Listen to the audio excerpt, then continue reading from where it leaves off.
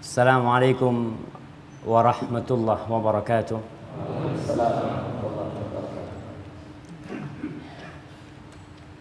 Alhamdulillah alladzi bi ni'matihi tatimmu shalihat. Segala puji bagi Allah Jalla Jalaluh yang karena nikmatnya kebaikan-kebaikan menjadi sempurna, yang karena rahmatnya niat-niat baik hamba dapat terlaksana. Allahumma salli wa sallim wa zid wa barik wa an'im ala abdika wa rasulika habibina wa syafi'ina Muhammad. Mau ganti mic-nya? Ya diganti aja.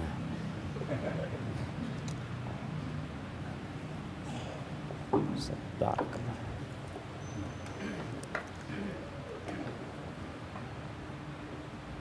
Jamaah, iya, dengar suaranya? Dengar nggak? Kurang keras? Sama aja. Kayaknya memang suaranya Ustadz yang keras itu, bukan mic-nya. Ya Allahumma salli wa sallim wa barik ala abdika wa rasulika nabiyina Muhammad. Kalau dengar nama Muhammad itu sallallahu alaihi wasallam, jangan pelit-pelit lah antum lah.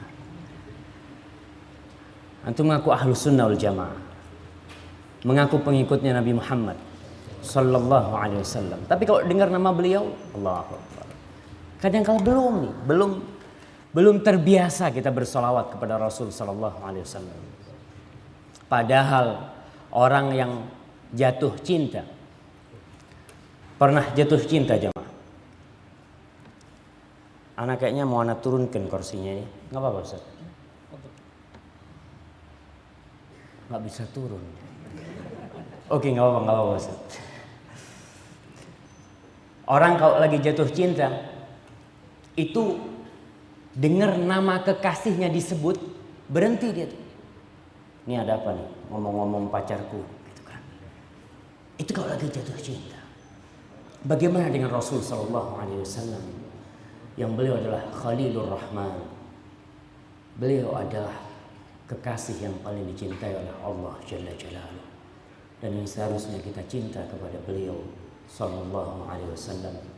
Dan semoga salawat dan salam senantiasa tercurahkan untuk beliau dan untuk keluarga beliau, anak cucu beliau, istri-istri beliau, para sahabat beliau, yang terutama Abu Bakar As-Siddiq, Umar bin Khattab, Uthman bin Affan, Ali bin Abi Thalib, dan seluruh sahabat Nabi kita sallallahu alaihi wasallam. Amma ba'd, ana jadi gak enak nih di sini. Ada Ustaz Aris di sini. Masa ana?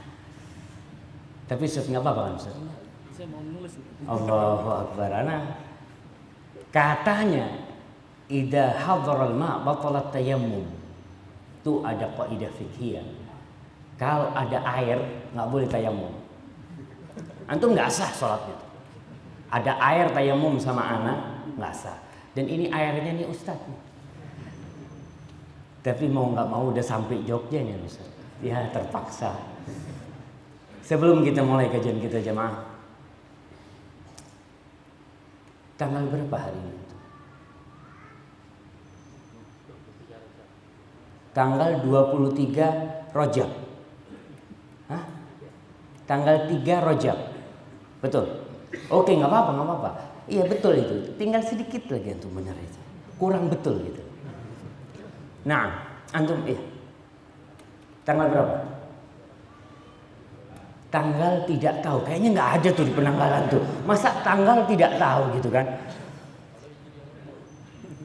Kalau antum? Iya.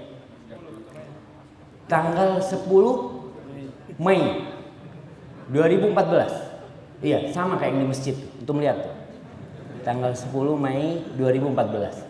Tapi kayaknya bukan tanggalannya orang Islam itu. Yang ana tahu orang Islam tuh penanggalannya Hijriah.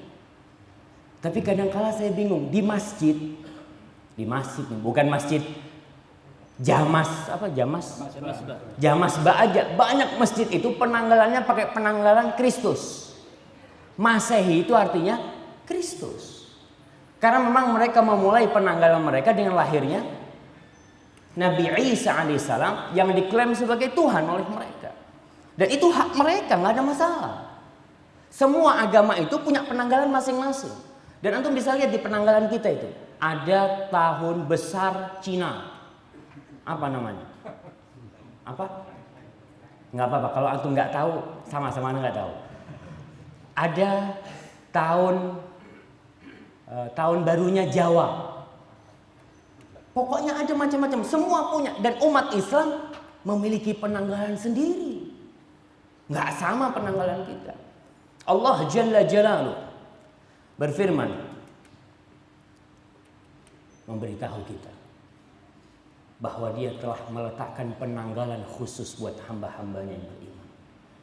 Dia berfirman dalam surat At-Taubah, Inna iddatasy syuhur 'indallahi 12 syahran fi kitabillah yauma khalaqas samawati wal ard minha arba'atun hurum fala tadhlimu fihinna anfusakum. Allah mengatakan Jalla Jalaluhu, sesungguhnya hitungan bulan di sisi Allah tertulis pada hari penciptaan langit dan bumi itu di sisi Allah adalah 12 bulan. Yang pertama bulan apa? Yang pertama Januari. Nih, seneng saya. Ini menandakan kita benar seperti ini. Antum jangan ngomong enggak sah, kita enggak seperti itu. Ini sebagai contoh. Awalnya Januari, akhirnya Desember. Itu penanggalannya Masehi, kita katakan Kristus. Sedangkan yang Allah sebutkan di kitabnya ini yang 4 itu haram, itu bulan-bulan Islam. Awalnya siapa yang mau nyebutkan lengkap? Anda kasih hadiah. Lengkap.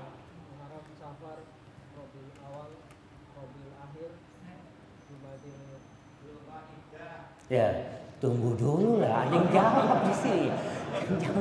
Kok Dzulqa'dah gitu kan? Iya, silakan.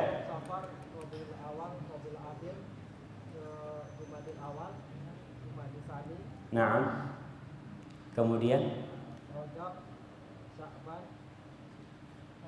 wah, ini Rajab, Sya'ban, Dzulqa'dah, Dzulhijjah. 10 itu cuma. Ya Allah, siapa yang mau jawab? Kayaknya tinggal 2 lagi. Nah, fadhal Bapak.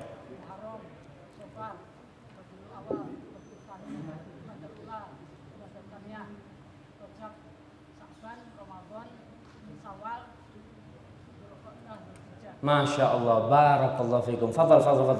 Antum ambil nih hadiahnya nih. Masya Allah. Ternyata nggak nyangka yang sudah jenggotnya putih bisa jawab. Biasanya kan yang tua kan sudah susah ngapalin gitu kan, nggak hafal-hafal. Kayaknya beliau ini hafal dari muda. Insya Allah. Minha arba'atul hurum. Sebutkan 4 arba'atul hurum. Iya, antum.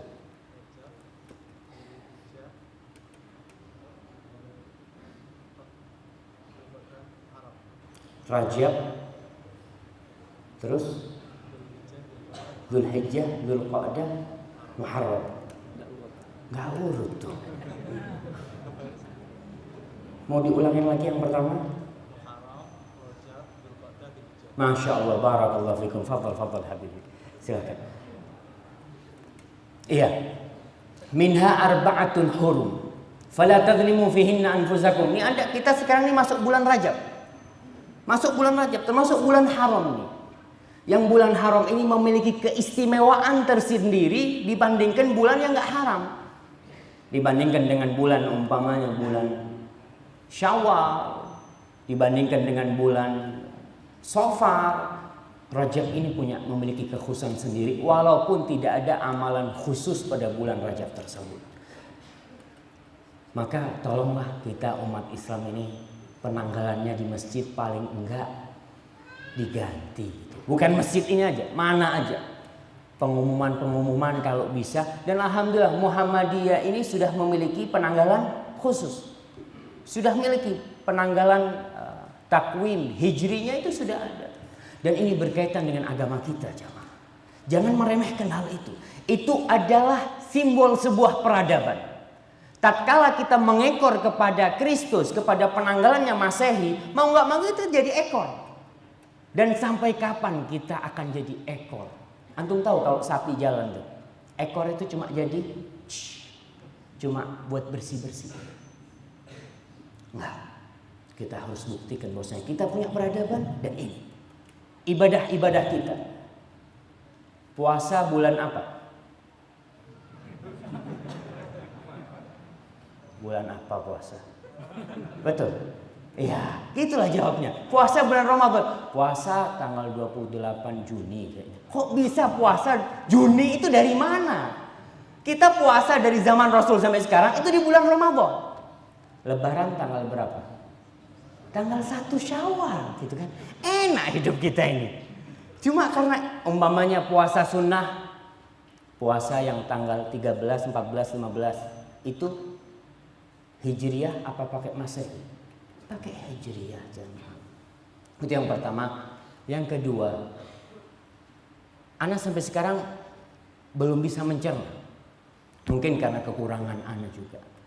Ana ini Ustaz, melihat di masjid-masjid agung itu ada jam yang ada loncengnya Ustaz. Ketika jam sekian, teng, teng, ana kadang-kadang berpikir, apa itu hadiah dari Belanda dahulunya? Iya, karena pada waktu itu kan Belanda pemerintahan. Dia itu menghadiahkan ke tempat-tempat ibadah.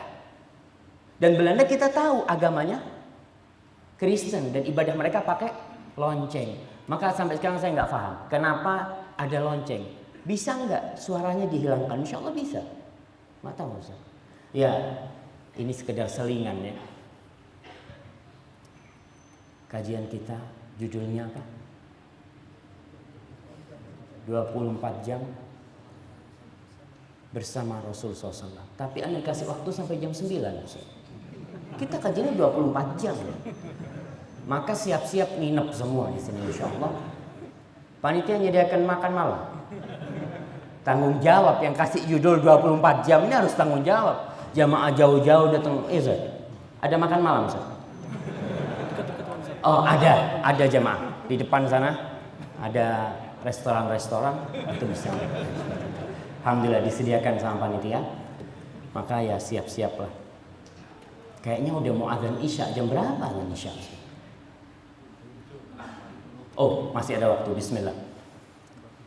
Yang ketiga, sebelum kita mulai, ana sebenarnya lebih suka ditulis Syafiq bin Riza bin Hasan Basalamah daripada Dr. Syafiq R. Basalamah. Iya. Karena nggak cukup tempatnya yang dibuang nama bapak anak. Ini termasuk nggak birrul walidain. Iya, antum ketika tidak menyebutkan nama ayah antum, itu termasuk gimana antum? Ayah antum yang dia salah satu penyebab antum hadir ke dunia ini, nggak disebutkan nama dia. Maka disebutlah mana? R Ustaz. Ini R. Al-ab al-a'la katanya. Tapi terus terang jemaah, Rasul sallallahu alaihi wasallam mengatakan ta'allamu min ansabikum ma tasilu bihi arhamakum. Kalian ini pelajarin tuh nama-nama bapak kalian tuh. Supaya kalian bisa silaturahim. Supaya tahu sama sepupu kita, sama dua pupu kita. Sepupu itu bahasa Jawanya Ustaz, misanan Ustaz. Nak sama. Hah? Nak sama. Nak sana. Nak sana Madura bukan? Nak Jogja. Oh Jogja. Iya. Kita harus pelajari itu. Nasab kita itu harus kita pelajari. Jangan mengatakan Ustaz, ada apa Ustaz? Syekh Bakar Abu Zaid menceritakan di barat dulu. Di barat dulu mereka itu namanya sama. Menggunakan nasab. Umpamanya sampai sekarang mungkin sebagian masih menggunakan. Namanya Robert son of Michael begitu kan. Bin Michael. Itu untuk anak asli. Bukan hasil zina. Ada binnya. Tapi kemudian di barat itu ada pergaulan bebas yang menyebabkan banyak anak yang nggak punya bapak. Akhirnya mereka caranya kalau yang nggak resmi nikah itu Michael atau Robert Michael. Sampai terjadi kesenjangan sosial. Kelihatan nih yang anak zina sama anak hasil nikah. Kemudian dihilangkan tuh, binnya dihilangkan semua. Supaya sama rata. Dan kita pun terpengaruh. Alhamdulillah kalau nikah masih pakai bin ya Ustaz.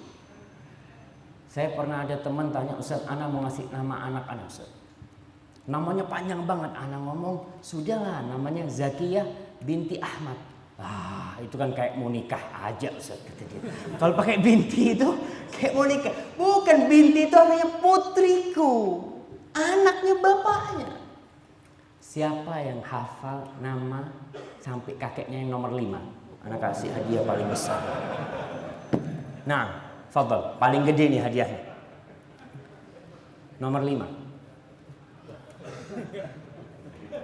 Nomor 4. Nah, fadhal.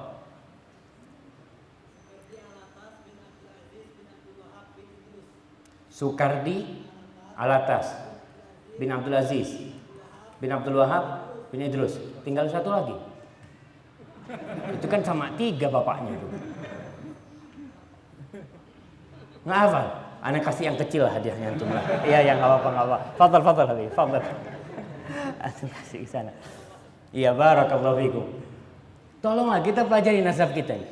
Karena ada hak orang tua kita, ada hak kerabat kita. Tatkala kita tahu sama nasab kita, ketemu sama fulan di pasar, ente siapa namanya? Fulan. Umpamanya namanya Syafiq bin Riza bin Hasan bin Abdul Qadir bin Salim bin Zain. Oh, ente masih ada hubungan sama anak. Itu Zain kakek anak juga, gitu kan? Ketemu, oh masih kerabat. Itulah Rasul mengatakan ta'allamu min ansabikum mata silubi arhamakum. Gimana kita mau silaturahim orang kita nggak tahu sama nama kakek kita? Tahunya siapa nama kakeknya? Eyang Kakung. Eyang Kakung nama kakeknya. Punya nama kakek kita itu. Alhamdulillah. Allahumma shalli wa sallim ala nabiyina Muhammad. Kita akan mulai kajian kita tentang 24 jam bersama Rasul sallallahu alaihi wasallam. Yang tua silahkan nyenden. Gitu. Jangan yang muda nyenden, kan nggak enak sama yang tua. Walaupun kita kajiannya panjang itu. Jadi fadhol yang muda-muda maju ke depan, yang tua kalau mau senden kan nggak apa-apa Ustaz. Iyalah, ini termasuk adab belajar juga. Para jamaah rahimakumullah, betapa indahnya tatkala kita bisa hidup bersama Rasul sallallahu alaihi wasallam. Menatap wajah beliau yang menambah keimanan di hati. Duduk bersama beliau yang mutiara-mutiara sunnah selalu terlontarkan dari lisan beliau. Sholat di belakang beliau tatkala beliau menjadi imam.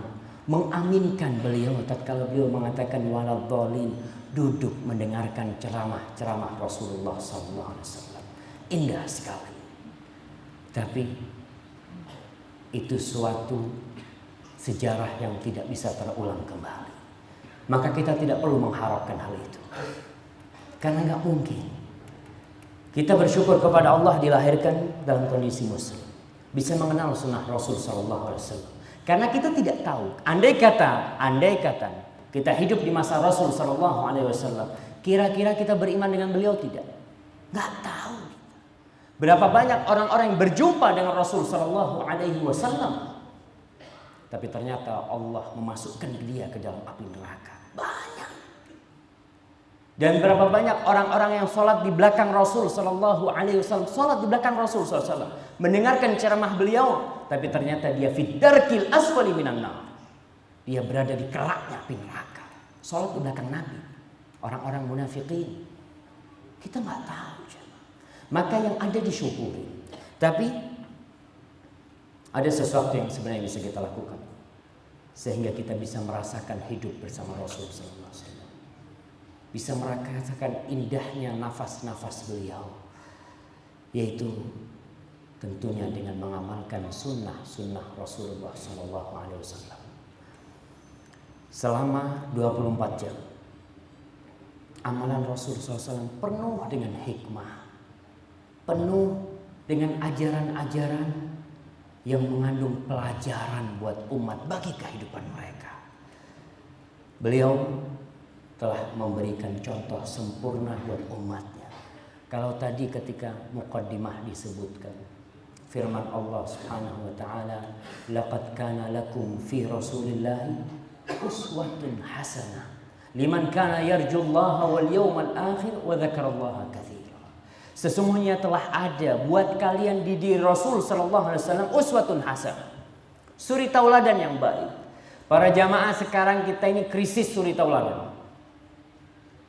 Anak-anak kita mungkin yang udah ngaji berkurang. Tapi keluarga kita kadangkala yang menjadi idol mereka. Jadi idola mereka siapa? Pemain-pemain bola. Yang sholat dipakai namanya. Ronaldo siapa? Ronaldo. Allahu Akbar. Pakai itu namanya Ronaldo dibawa ke masjid. Saya kenapa berpikir ya Allah. Ini namanya orang kafir. Kenapa dia bawa ke masjid? Karena dia cinta sama Ronaldo. Kalau yang cinta sama Manchester, saya kalau salah ngomong tolong dibetulin karena saya nggak pernah nonton Manchester. Kadangkala di motornya dikasih tuh Manchester, bajunya Manchester, di bukunya, di iPadnya kasih tuh Manchester. Kenapa? Karena dia cinta. Dan Rasul SAW mengatakan yuhsyarul mar'u ma'a man ahab. Orang itu akan dikumpulkan bersama siapa yang dia cintai. Dan ternyata orang-orang non muslim itu pintar menggiring kita. Tahun 2000 kira-kira 1421 Hijriah. Saya bertemu dengan teman-teman dari Bosnia. Dia bawa majalah dari Bosnia. Syafiq kata dia, itu tahu. Nih majalah, bagus nih majalah ini sebenarnya. Tapi ada satu yang berbahaya di majalah ini. Anak ngomong yang mana? Dia buka di dekat halaman terakhir itu. Di situ ada cerita tentang artis-artis, tentang bintang film. Nih, ini dibikin supaya anak-anak kita itu niru mereka. Diceritakan fulan ini bagaimana, fulan ini seperti ini, dan berapa banyak orang-orang di antara kita yang suka sama itu idola-idola mereka. Dibikin umpamanya acara idola ini, macem-macem idola. Karena umat ini butuh idola. Manusia itu dilahirkan suka niru. Siapa aja. Bapaknya sholat, anaknya tahu-tahu berdiri ikut sholat. Allahu Akbar. Bapaknya sujud ikut nungging dia. Karena manusia diciptakan itu suka meniru. Maka diciptakanlah, dibuatlah idola-idola, panutan-panutan agar orang itu meniru mereka. Ustaz. Alhamdulillah wassalatu wassalamu ala Rasulillah wa ala alihi wa sahbihi wa man walah wa ba'd. Saya sampai sekarang masih bingung. Soalnya waktunya tetap sampai jam 8.30 Ustaz. Kita 24 jam Ustaz. Bersama sunnah Rasul sallallahu alaihi wasallam. Jadi kalau lebih sedikit tahanlah jemaah. Kayaknya sudah pada makan-makan ya Ustaz. Ini ada suara. Tapi alhamdulillah jemaah. Sebelum kita lanjutkan 24 jam bersama sunnah Rasul SAW. Sunnah tadi sama Bapak Kapolsek sudah disinggung sedikit. Sunnah itu adalah sesuatu yang baik. Nah jelas sunnah itu pasti baik. Kalau tidak baik bukan sunnah namanya. Definisi sunnah, insya Allah semuanya tahu lah. Sunnah itu adalah perbuatan Rasul Sallallahu Alaihi Wasallam, perkataan beliau, perilaku beliau, sifat-sifat beliau, baik itu sifat akhlak beliau atau sifat jasmani beliau, kemudian persetujuan beliau itu termasuk sunnah Rasul SAW. Tapi ada sunnah di dalam bab fikih. Ada sunnah di dalam bab fikih. Siapa yang tahu artinya? Antum? Udah jawab tadi belum? Belum? Oke, silahkan.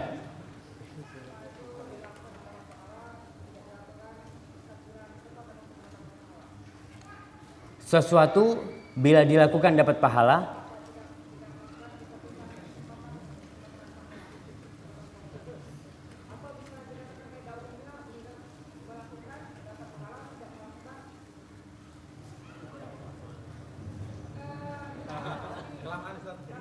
Iya. Oke. Nggak apa-apa lah, anak kasih hadiah antum. Antum belajar sunnah lagi nanti kan, tapi kan. Nah, fadhal. Ya, untuk kasihkan ke sana. Sunnah itu yang ma'ruf nih. Afwan ya, anak harus masukin ini, lupa tadi sama panitia suruh masukin. Sunnah itu yang katanya kalau diamalkan mayusabu fa'iluhu, yang dapat pahala kalau diamalkan, wala yu'aqabu tarikuhu, gitu maksudnya. Nggak dapat sanksi yang meninggalkannya. Itu yang ma'ruf. Tapi menurut sebagian ulama definisi itu kurang tepat. Karena sunnah itu pada hakikatnya yang kalau dilakukan dapat pahala, kalau ditinggalkan rugi.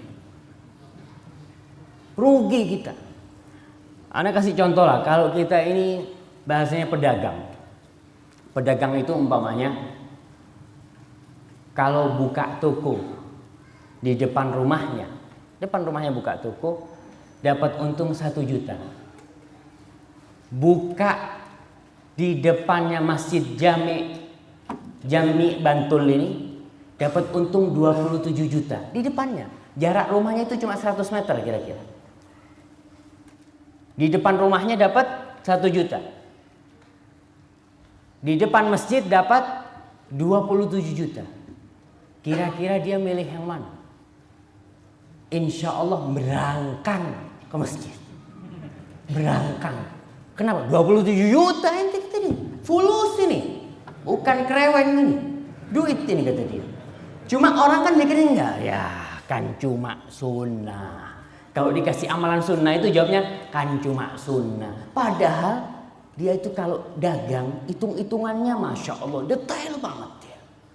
Tapi kenapa dengan pahala? Itulah jamaah. Pahala sunnah ini bukan duit. Umpamanya baca Al-Quran, sunnah apa wajib? Wah, kalau di sholat wajib lah. Kita di luar lah baca Quran, sunnah. 1 kali 1 ayat, 1 ayat. 1 huruf 10 kebaikan gitu kan. 2 huruf 20, 3 huruf 30 kali. Tapi subhanallah banyak orang yang nggak ngaji. Karena pahalanya bukan duit. Coba antum alif lam mim keluar duit. Masya Allah. Zalikal kitabullah, itu kenceng tuh ngajinya tuh.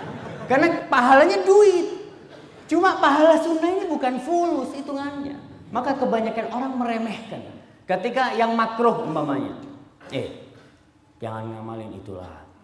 Ya kan cuma makruh kata dia. Kalau yang sunnah cuma sunnah, yang makruh cuma makruh. Kapan kita mau dapat pahala gitu terus? Apabila kita seperti itu prinsipnya.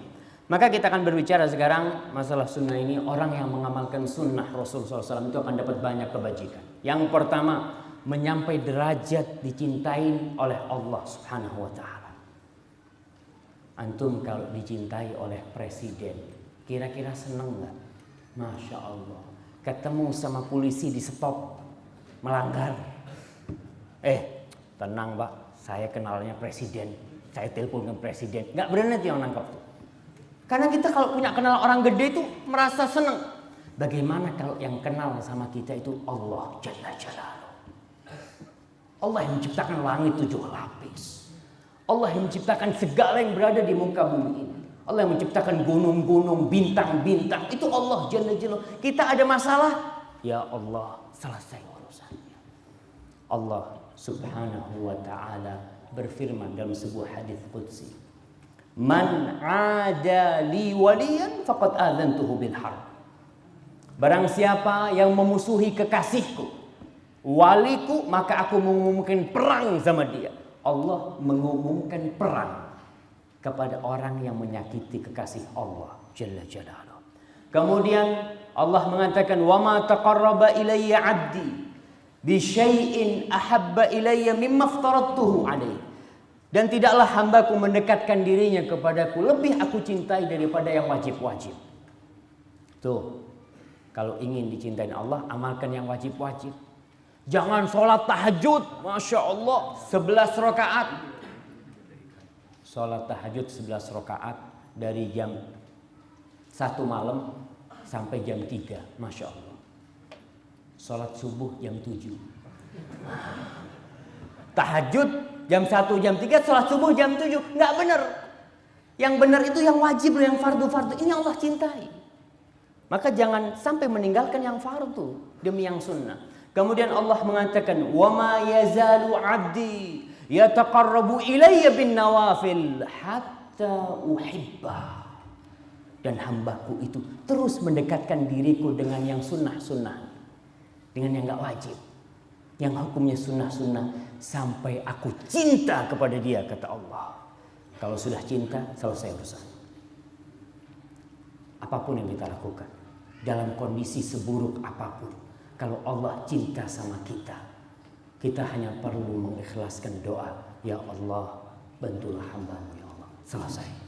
Yang kedua, faedahnya sunnah nih, melengkapi yang wajib, melengkapi, menyempurnakan amalan yang fardu kita. Hampir semua amalan itu ada sunnahnya. Zakat, ada zakat wajib, ada zakat sunnah. Sholat seperti itu, ada sholat yang wajib 5 waktu, betul, yang wajib 5 waktu. Apa yang 5 waktu kita sudah sempurna? Lah kadang-kala Allahu Akbar, itu motor dari kunci belum tadi ya?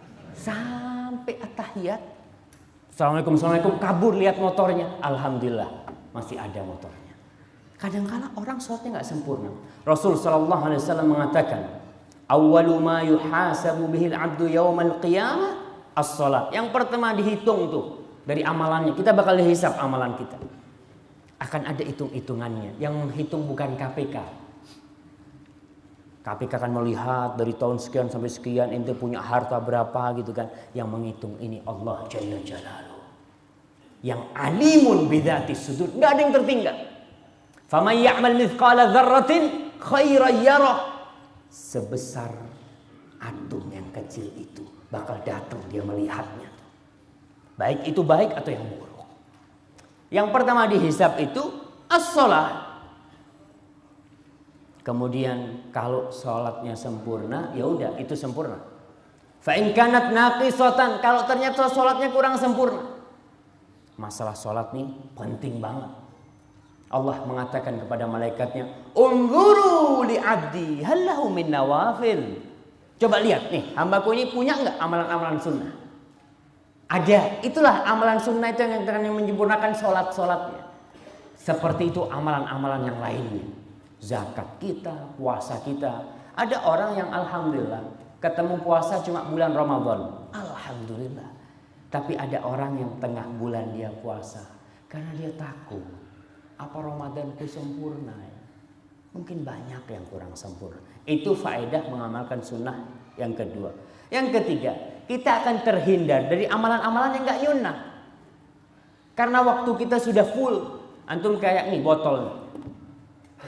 Botol ini kalau sudah full mau diisi lagi? Nggak bisa. Tapi kalau botolnya cuma setengah, bisa diisi lagi.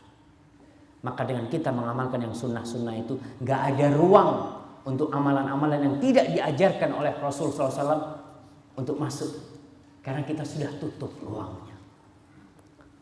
Yang keempat, ya kita mengagungkan syiar-syiar Allah Subhanahu wa taala. Azan. Kita mengagungkan syiar-syiar Allah, ibadah-ibadah sunnah yang lainnya.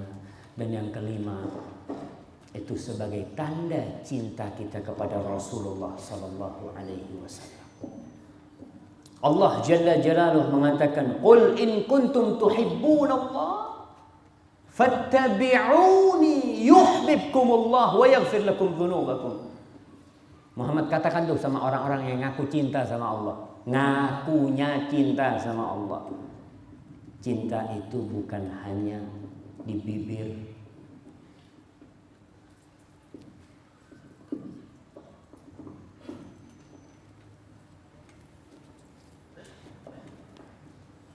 Masya Allah.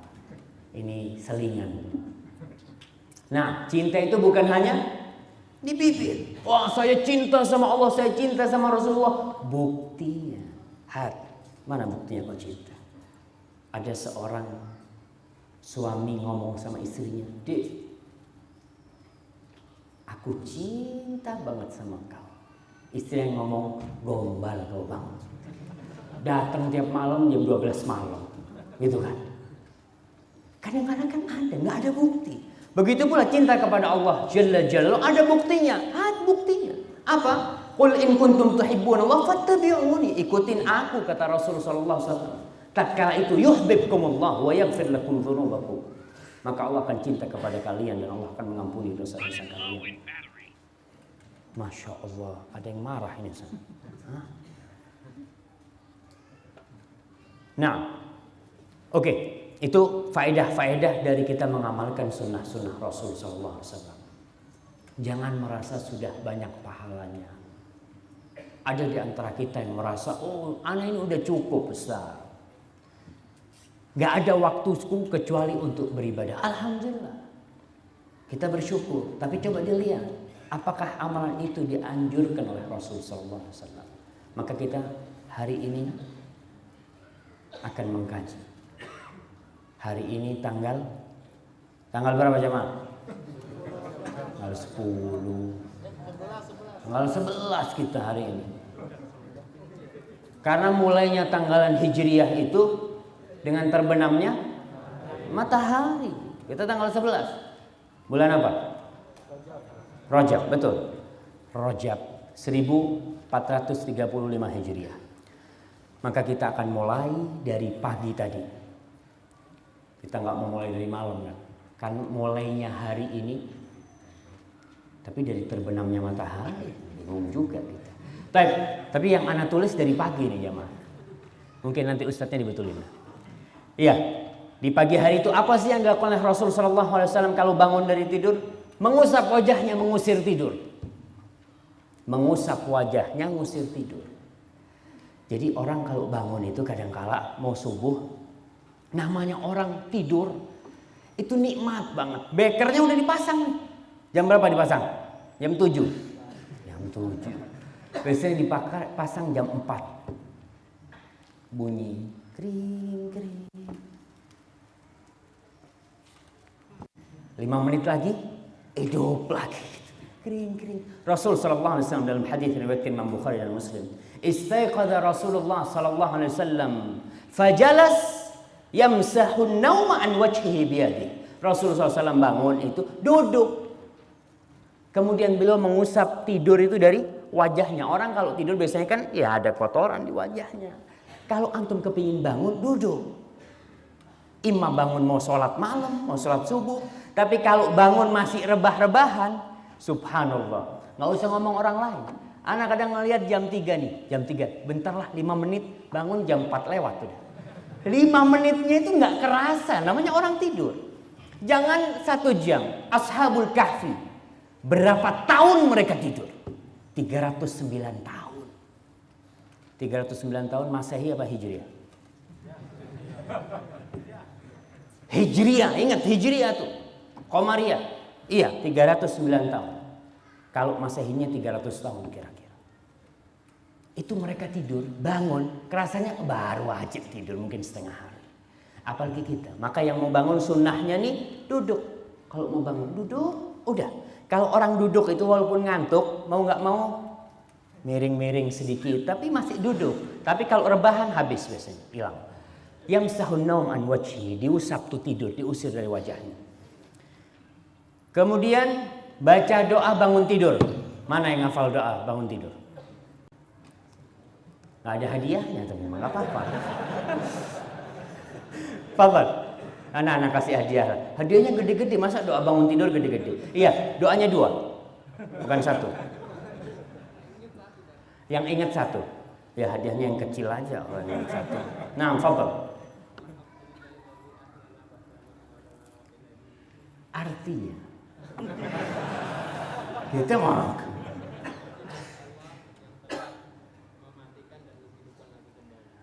yang telah menghidupkan aku setelah aku mati gitu. Kemudian kepadanya Allah barakallahu fikum fadhal ya habibi. Nah, silakan untuk kasih ilmu mereka. Nah, doa sebelum tidur, siapa yang tahu? Antum nu ingat yang datang kajian ngantuk baca doa. Loh, Ustaz boleh kan Ustaz? Kalau ngantuk banget baca doa gitu kan. Jangan nanti mimpinya buruk-buruk di masjid gitu kan lagi kan. Apa doanya kalau mau tidur? Bismika Allahumma amutu wa ahya. Kita lihat Rasul SAW baca doa ini. Mengingatkan bahwa hidup kita ini hanya 24 jam. Nggak tahu apa kita bakal bangun lagi di pagi harinya. Kita diikat dalam kehidupan ini supaya ingat mati. Itu ajaran Rasul sallallahu alaihi wasallam. Ilaihin nusyur, ilaihil masir. Selalu kita diingatkan, kita bakal mati. Ada orang yang dari pagi sampai siang, sampai sore, sampai malam cari dunia. Tapi ketika dia mengatakan bismillahirrahmanirrahim, amut. Iya, aku bakal mati. Aku nggak tahu bakal bangun lagi enggak nanti pagi. Ketika bangun, alhamdulillah. Alladzi ahyana ba'dama amatana wa ilaihi nusyur. Ya Allah, alhamdulillah. Sekarang bangun tidur. Dilihat yang kirim SMS, nggak baca doa. Mau tidur sama. Masya Allah, tambah lagi adanya. Tenang jemaah, masih banyak waktunya. Kita insya Allah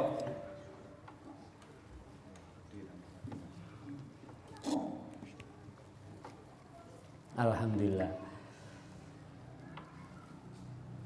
Anak kayaknya minum dulu jemaah. Jemaah ada air kan?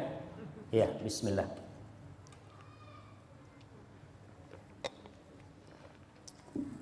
Ingat mati. Bangun tidur, tinggalkan HP-nya. Mau tidur, gak usah ribut sama ganti status.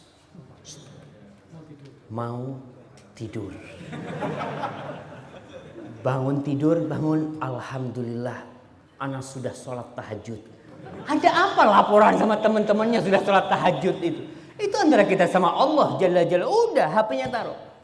Jangan dibuka itu HP-nya sampai kita menyelesaikan sunnah-sunnah Rasulullah SAW dan kewajiban kita. Oke, baca doa itu. Kemudian doa yang lainnya, kalau yang tadi diriwayatkan Imam Bukhari dan Muslim, diriwayatkan Imam Tirmidzi, alhamdulillahilladzi afani fi jasadi wa radda alayya ruhi wa adzina li bi dzikri. Alhamdulillah yang telah menyembuhkan jasadku. Nikmat jemaah bisa bangun lagi. Banyak orang yang subuh bangun keple, gak bisa, sakit, digotong ke rumah sakit sama keluarganya. Maka kita bersyukur tuh bangun langsung alhamdulillah. Hilladzi afani fi jasadi wa radda alayya ruhi. Ruhku balik. Kemudian wa adzina li bi dzikri, mengizinkan aku untuk ingat Allah. Berapa banyak orang yang bangkit dari tidurnya langsung ingat dengan duitnya. Fulan punya utang nih, aku mau tagih hari ini. Sudah, mana? Ingat Allah Subhanahu wa ta'ala. Kemudian sunnahnya lagi bersiwak. Bangun tidur nih. Sebelum wudu, kana Nabi sallallahu alaihi wasallam idza qama min al-lail yashusu fahu bis-siwak. Rawahul Bukhari Muslim. Rasulullah SAW kalau bangun di malam hari itu, beliau bangunnya memang malam hari. Sampai subuh, tidur sebelum subuh sedikit, beliau itu bersiwak kalau bangun, dan itu mengusir tidur. Sekarang siwaknya pakai apa? Boleh nggak pakai kayu jati? Boleh nggak? Ustaz, boleh nggak? Soalnya anak lihat di sini kan kayu jati semua gitu kan, kayaknya terlalu mahal gitu. Boleh siwak pakai kayu apa aja asalkan nggak beracun. Itu yang pertama. Yang kedua, bukan milik tetangga. Antum nggak boleh tuh pohonnya tetangga gitu kan, nggak boleh. Harus yang halal. Jadi boleh antum bersiwak, tapi tidak membahayakan. Jangan bersiwak pakai bambu. Ya, bersiwak. Saya sampai sekarang tetap mengharapkan kepada teman-teman yang di IPA mungkin ya, yang dia di perkebunan atau apa, untuk bisa menemukan di Indonesia ini pohon yang bisa buat siwak. Itu pahalanya insya Allah sampai kiamat dicatat. Itu pohon arok itu adanya di Arab sana. Tapi di Indonesia banyak sekali pohon macam-macam. Tinggal diteliti mana yang kira-kira itu tidak bergetah ya. Ada orang pakai siwak tahu-tahu nggak bisa buka mulutnya gitu kan. Karena bergetah itu kan karena nggak ngerti. Maka ini butuh orang-orang yang alim di bidangnya mencari. Buat umat loh. Dan insya Allah pahalanya akan nyambung nanti. Siwak. Kayu apa? Kayu manis. Waduh, kayu manis antum kayaknya jadi sayuran nanti tuh. Tapi perlu ada penelitian, harus ada riset. Di hutan Indonesia yang begitu banyaknya harus ada. Antum niatkan, ya Allah, aku ingin berkhidmat buat umatnya. Supaya umat Islam ini sholat bisa bersiwak. Yang ada siwak kadangkala beli di Saudi, ya udah kering tuh. Mau sholat tuh. Karena pada putus-putus di mulutnya itu siwaknya gitu kan. Tapi perlu yang segar itu insya Allah. Kemudian berwudu. Nih, itu sunnahnya wudu antum. Untuk mengangkat hadas antum dan mengusir syaitan. Sebelum wudu, sunnahnya kalau bangun tidur itu dibasuh tangannya 3 kali. Jangan langsung dicuci. Kata Rasul SAW, fa inna ahadakum la yadri aina batat yadu. Kalian ini nggak tahu di mana tuh bermalam tangannya. Namanya orang tidur, tangannya main kemana-mana belusuan. Kita nggak sadar. Tapi kalau kita langsung cuci muka kita atau kumur-kumur, sedangkan ternyata di tangan kita sudah belusuan kemana-mana ke tempat yang nggak bagus, ya akhirnya jadi penyakit. Ini lihat subhanallah sempurnanya sunnah Rasul SAW itu. Disuruh bersihin, cuci tangan. Anak ingat Syekh di kelas itu cerita tentang hadis ini. Beliau membaca di kitab, kalau nggak salah Syiar A'lamin Nubala atau kitab yang lain, ada seseorang yang membantah hadis ini. Hadis ini diriwayatkan Imam Bukhari dan Muslim. Dia membantah, dia mengatakan, ana a'rif aina batat yadi. Aku tahu di mana tanganku bermalam. Berarti aku nggak perlu cuci tangan. Karena kesombongan dia. Rasul mengatakan kalian nggak tahu di mana tangannya bermalam. Orangnya yang aku tahu.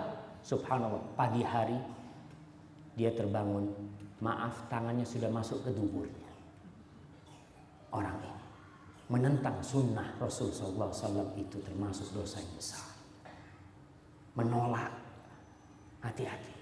Kita amalkan tuh sunnah. Rasul ini utusan Allah. Wa ma yantiqu 'anil hawa. Beliau nggak pernah berbicara dari hawa nafsunya, nggak pernah. Yang beliau sampaikan itu in huwa illa wahyu yuha. Itu wahyu dari Allah Jalla Jalaluhu. Kemudian ketika udah cuci tangan, ya, mulai kumur-kumur, disunnahkan untuk memasukkan air di hidung kita. Itu sunnah. Usahakan cuma sunnah. Faedahnya besar sekali.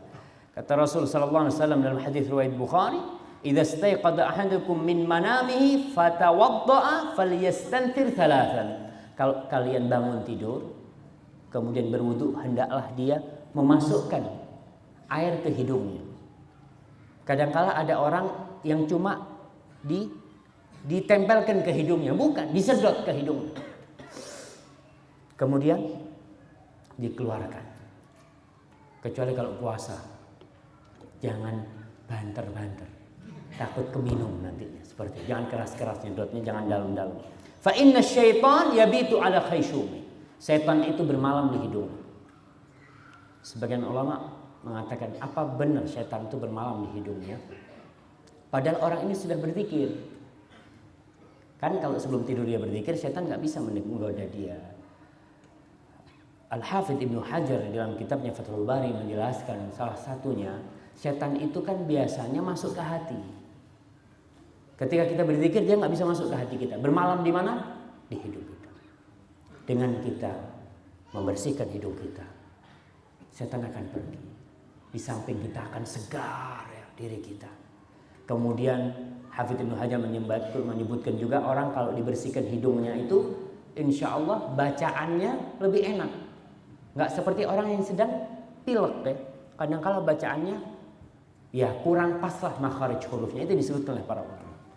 Kemudian kita wudhu nih. Tadi kita wudhu, dosa-dosa kita berguguran jemaah. Dosa kita. Wudhu kapan saja. Tapi kita bicara tentang sunnah dari pagi. Rasul sallallahu alaihi wasallam mengatakan dalam hadis riwayatkan oleh Imam Bukhari dan Muslim. Dalam hadis riwayat Muslim.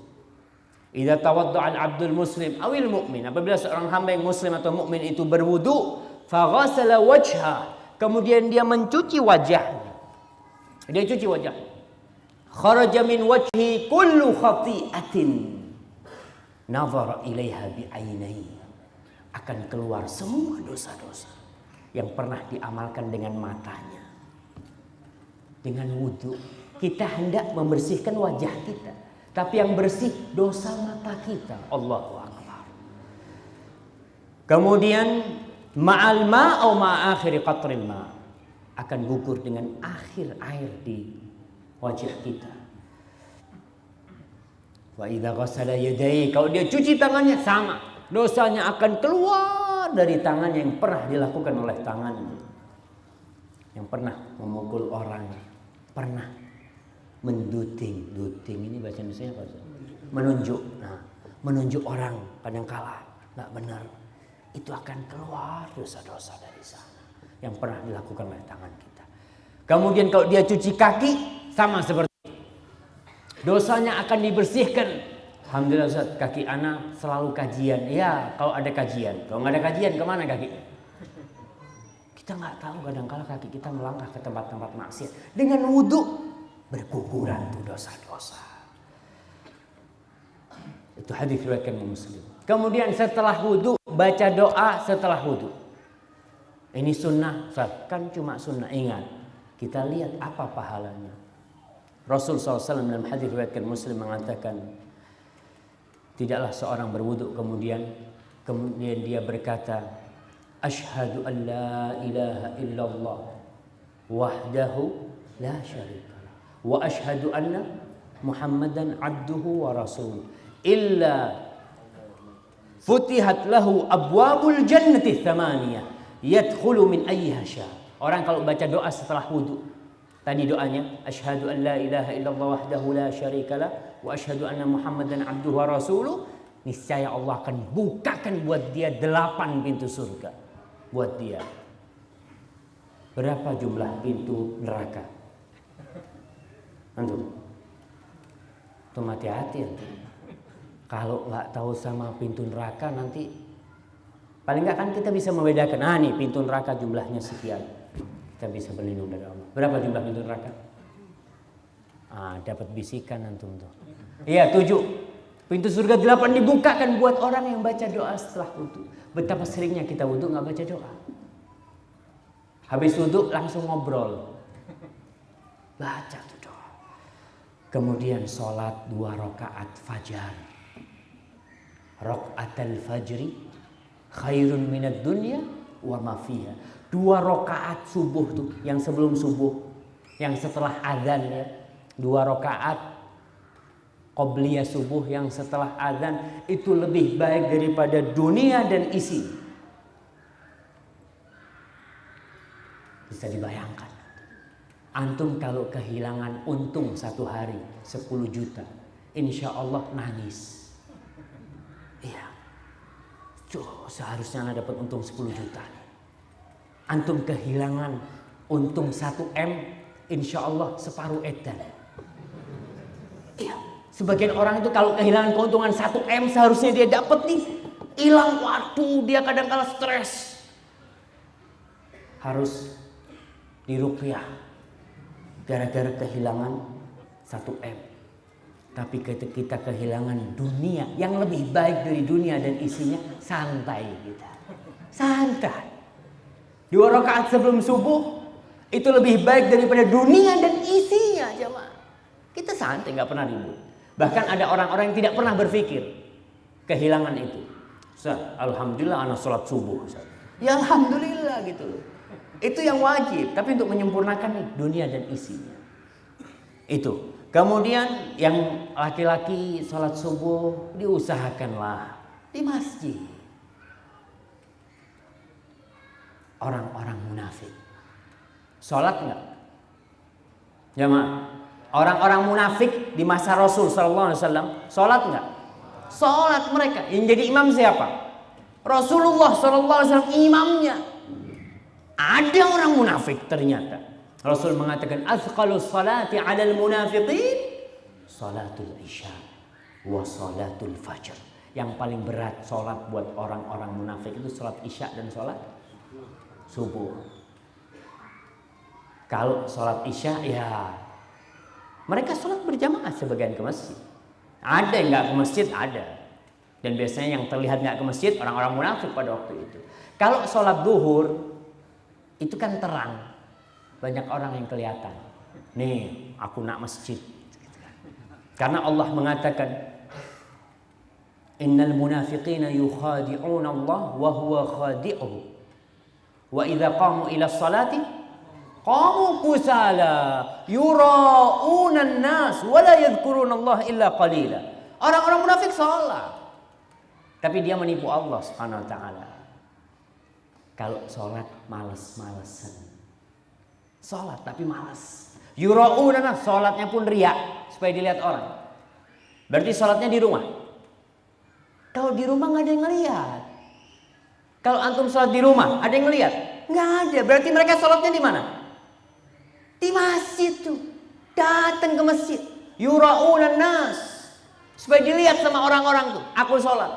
Kalau salat isya sama subuh petengan. Kayak tadi, nggak ada yang ngelihat. Kalau nggak ada lampu, apa kelihatan ke masjid sama nggak ke masjid? Nggak kelihatan, karena gelap gulita. Itu berat buat mereka, karena sholat mereka memang landasannya adalah riya, bukan untuk Allah Subhanahu Wa Taala. Tapi kita, tolonglah, hayya ala sholah subuh Bismillah. Anak, 40 tahun nggak pernah sholat subuh di masjid. Ada. Karena kita terus terang masjid-masjid kita ini alhamdulillah baru-baru aja rame. Tahun 2000 ke bawah tuh sepi masjid. Kadangkala yang sholat itu Masya Allah. Yang azan, yang qomat, yang jadi imam juga. Sendirian. Wah kadangkala masjidnya tutup. Sedih kita ini kadangkala. Subuh saya ke masjid loh. Kok tutup kata dia. Oh iya Ustaz.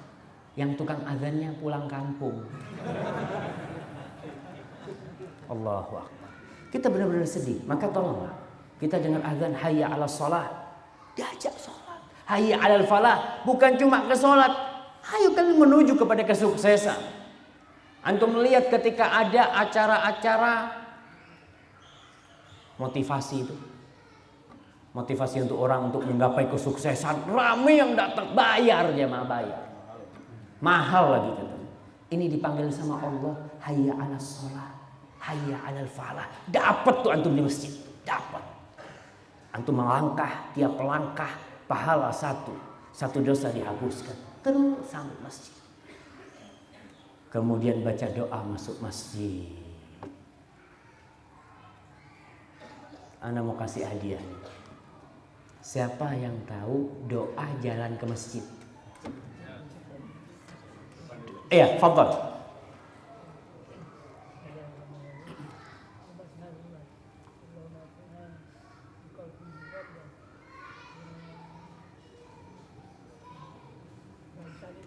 Wa fi sam'i nuran wa fi basari nuran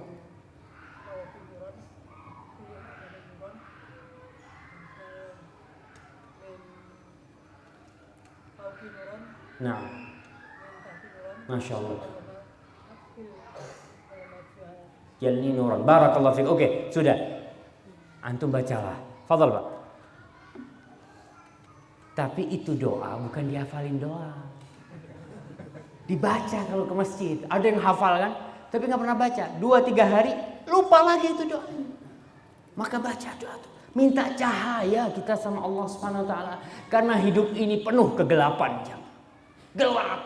Tanpa cahaya dari Allah Jalla Jalaluh, kita bakal jatuh ke jurang. Seperti dalam sebuah ruangan yang gelap gulita dunia ini. Kalau antum tidak punya senter. Iya, senter. Sentolop. Jawa Timurnya sentolop, iyalah. Afan lah, nah ini kadang-kadang bahasanya salah. Sentolop. Antum nggak punya cahaya, ada ular gigit antum. Tapi ketika antum punya cahaya itu, oh ini loh, oh ini yang haram, nggak boleh dekat-dekat. Oh ini loh, pintu menuju surga. Anak mau ke sana. Pakai apa? Pakai cahaya. Maka kita butuh dengan cahaya dari Allah Subhanahu wa taala. Terus duduk di masjid nih, berzikir, nunggu sampai matahari terbenam. Terbit apa terbenam? Kalau terbenam Ustaz, sampai asar Ustaz. Ya sampai terbit. Dapat apa tuh? Subhanallah. Sekarang ini jamaah, umroh itu mahal. Mana yang punya travel umroh di sini? Hah? Mana Ustaz? Berapa umroh sekarang? 30 juta. Allahu Akbar. 32 juta. Haji nunggu berapa tahun? 12 tahun. 2027. Allahu Akbar. Nah, nih bisa dapat umroh haji nggak usah bayar. Rasul sallallahu alaihi wasallam mengatakan dalam hadis riwayat Anas, dan hadis ini sahih diriwayatkan Imam Tirmidzi. Apa kata Rasul? Man shallal ghadata fi jamaah. Barang siapa yang sholat subuh berjamaah, thumma qa'ada yadhkurullah, kemudian dia duduk berzikir kepada Allah Subhanahu wa taala. Ingat yadhkurullah. Nih di garis bawahin. Bukan main BB. Ada duduk di masjid Facebook gitu, nggak dapetin. Karena hadisnya itu yadhkurullah, zikir, mau ngaji, mau sholawat buat Rasul sallallahu alaihi wasallam, apa aja berzikir. Hatta tatlu asyams, sampai matahari terbit. Jaraknya sebentar jemaah. Thumma shalla rak'atain, terus dia salat 2 rakaat. Kanat lahu ka ajri hajjatin wa umratin tamatin. Dia akan mendapatkan pahala umroh dan haji yang sempurna, Allahu Akbar. Jadi nggak perlu antum daftar. Hah? Nggak perlu daftar. Kalau belum haji daftar, antum harus haji, wajib. Jangan habis pulang dari masjid, masjid apa lupa terus. Jamasbah, topinya hitam ganti putih. Ente kok ganti tapi putih? Habis haji anak. Katanya Ustadz kalau nunggu dari subuh sampai matahari terbit, haji kata dia. Ya enggak seperti itulah. Itu pahalanya. Tapi belum haji tetap antum. Antum jangan nulis di namanya haji. Ha gitu kan. Tanya sama temennya, ente ha dari mana? Dari Jamasbah. Gitu kan.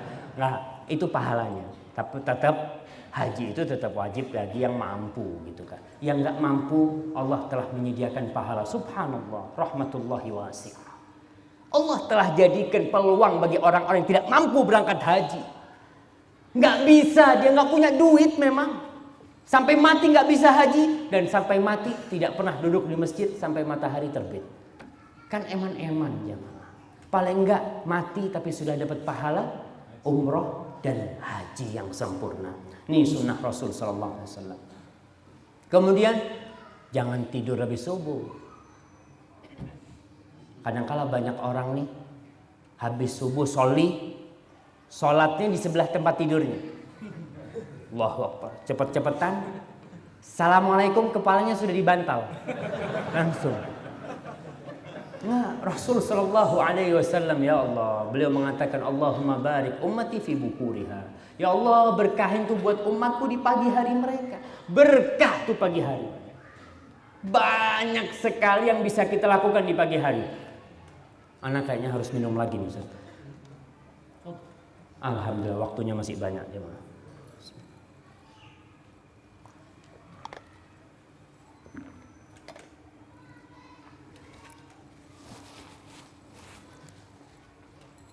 Allahumma barik ummati fi bukuriha. Itu doa Rasul sallallahu alaihi wasallam. Antum bisa bayangkan seorang ibu yang tidur, ibu-ibu dengar kan? Seorang ibu yang tidur setelah subuh itu bakal banyak pekerjaan yang tidak bisa dia selesaikan. Karena anaknya sudah keburu bangun semuanya. Iya, ribut ngurusin anaknya. Tapi ketika dia bangun setelah subuh nggak tidur, dia mulai mengerjakan pekerjaan. Diberkahin tuh waktunya. Bisa baca Quran, bisa hafid Quran. Yang nggak pernah baca Quran, baca tuh. Baca walaupun 1 ayat. Bangun tuh, Alif Lam Mim. Allah, alhamdulillah. Terjadi. Boleh nggak? Dapat pahala, jangan ketawa antum tuh. Dapat pahala. Besok baca lagi. Dzalikal kitabu la raiba fihi hudal lil muttaqin. Alhamdulillah. Jamaah, banyak orang yang sampai mati nggak pegang Al-Quran. Banyak. Yang nggak kena Quran kecuali bulan Ramadan ada.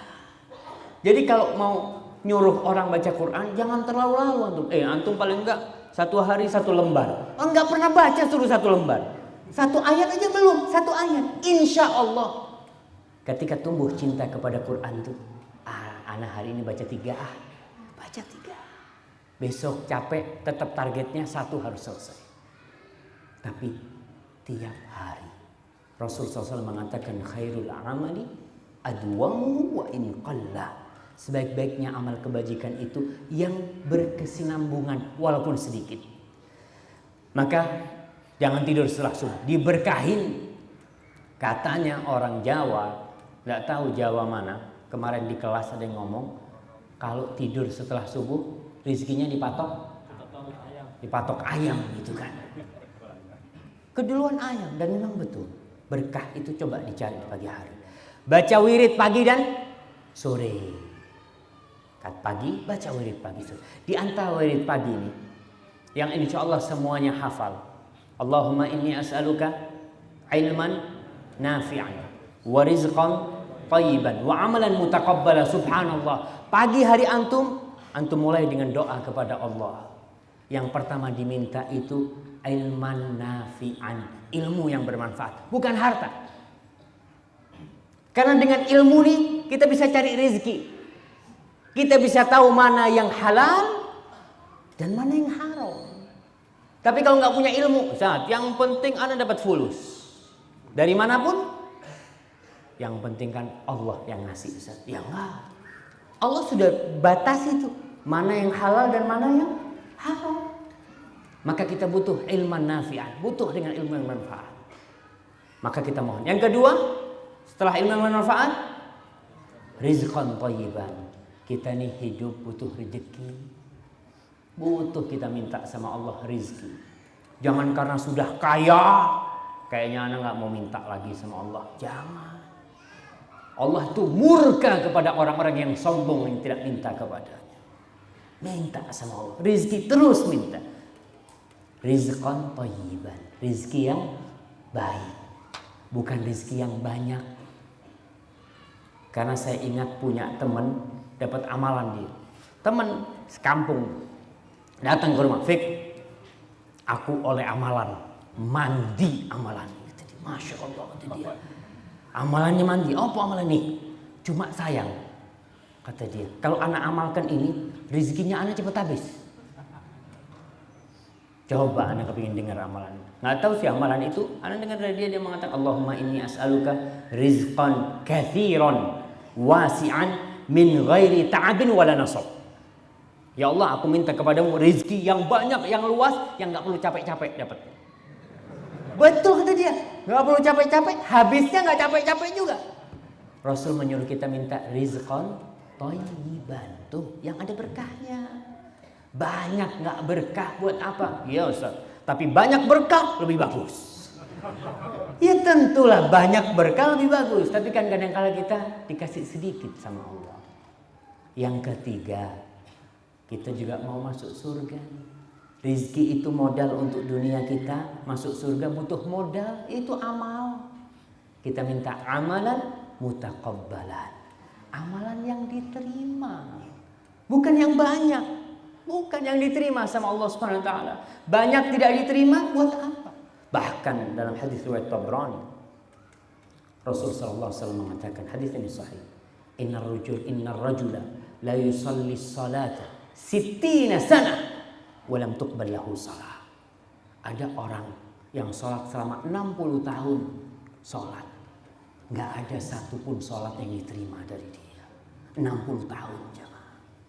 Rasul mengatakan yutimmu ruku'ahu wa la yutimmu sujudahu, yutimmu sujudahu wa la yutimmu ruku'ahu. Tuh ada orang-orang yang rukuknya sempurna, sujudnya nggak sempurna, Sujudnya sempurna, rukuknya nggak sempurna, sholatnya tidak sesuai dengan aturan Rasul Sallallahu Alaihi Wasallam. Maka hati-hati, kita minta amalan mutaqabbala, amalan yang diterima sama Allah Subhanahu Wa Taala. Kemudian di antara doa yang kita baca nih, ketika pagi, apa? Allahumma ma asbaha bi min ni'mah, au bi ahadin min khalqik, faminka wahdaka la syarika lak, walakal hamdu walakal syukur. Ya Allah, tidak ada satu nikmat pun, tidak ada satu nikmat yang ada pada diriku sekarang atau berada di semua ciptaanmu itu, semua kecuali itu darimu ya Allah, darimu ya Allah. Ini termasuk pengakuan kepada Allah bahwasanya apa yang ada pada diri kita dari Allah. Faminka wahdaka la syarika, tiada sekutu, tiada orang yang ikut-ikut dalam nikmat yang kau berikan kepada aku. Ini murni dari Engkau ya Allah. Walakal hamdu walakal syukur. Maka bagimu segala pujian dan segala syukur untukmu ya Allah. Yang baca ini dia telah bersyukur kepada Allah untuk hari itu. Oke, kita akan lanjutkan. Kita ingin selamat dalam kehidupan ini. Baca apa? A'udzu bikalimatillahi tammah min syarri ma khalaq. Banyak orang masih menggunakan umpamanya klenik-klenik. Apa oleh kok gaya jimat umpamanya. Selamat, jaluk selamat. Kalau cari selamat sama siapa? Yang punya selamat. Setiap sholat kita mengatakan Allahumma antas salam wa minkas salam. Ya Allah, Allahumma antas salam. Kaulah ya Allah yang maha salam, selamat dari segala kekurangan, yang memberikan keselamatan kepada hamba-Nya. Wa minkas salam, keselamatan itu datang cuma dari Kau ya Allah. Masa kita mau cari ke tempat lain keselamatan? Baca itu. Kemudian pakai sandal biasanya orang itu. Pagi hari insya Allah kalau keluar rumahnya nggak nyeker, pakai sandal. Sunnahnya pakai sandal. Yang kanan apa yang kiri dulu? Yang kanan dulu.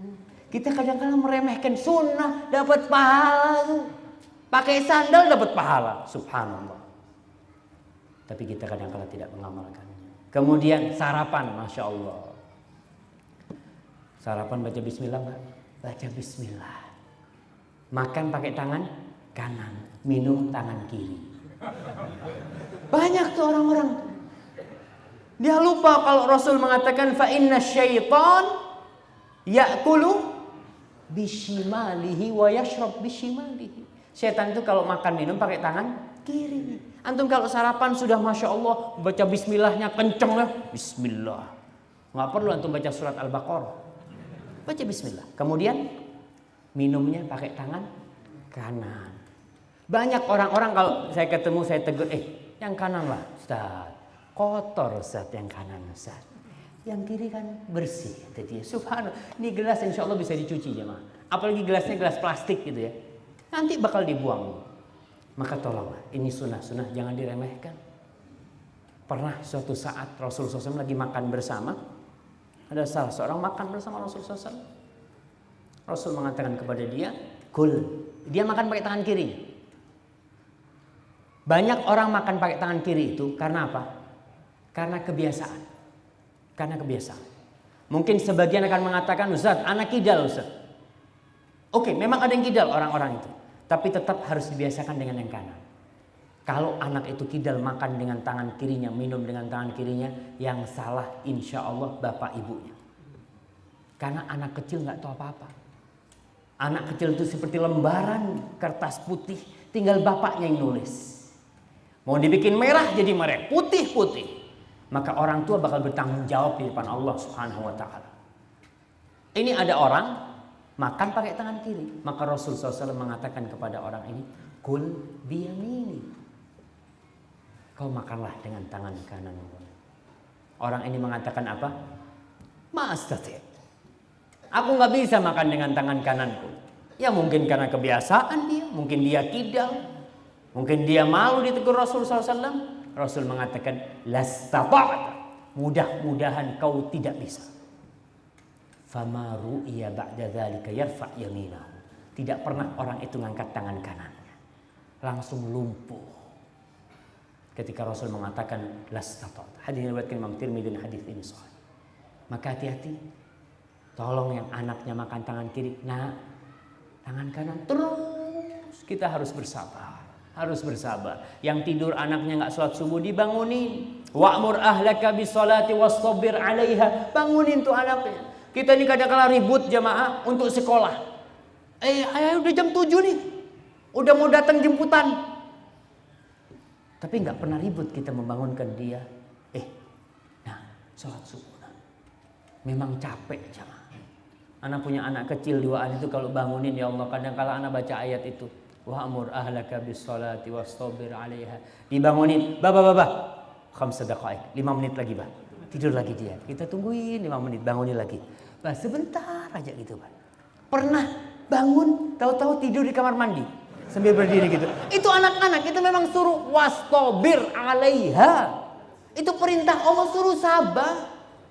Memang seperti itu. Mendidik anak itu butuh kesabaran. Dan kita pun besar karena didikan orang tua kita. Kita tahu bagaimana capeknya orang tua kita mendidik kita pada waktu itu. Kemudian baca doa keluar rumah. Siapa yang hafal doa keluar rumah? Yang tidak biasa. Yang biasa kan bismillahi tawakkaltu 'alallahi la haula wala quwwata illa billah. Yang enggak biasa. Fadhal. Allahumma inni a'udzubika an adilla aw udalla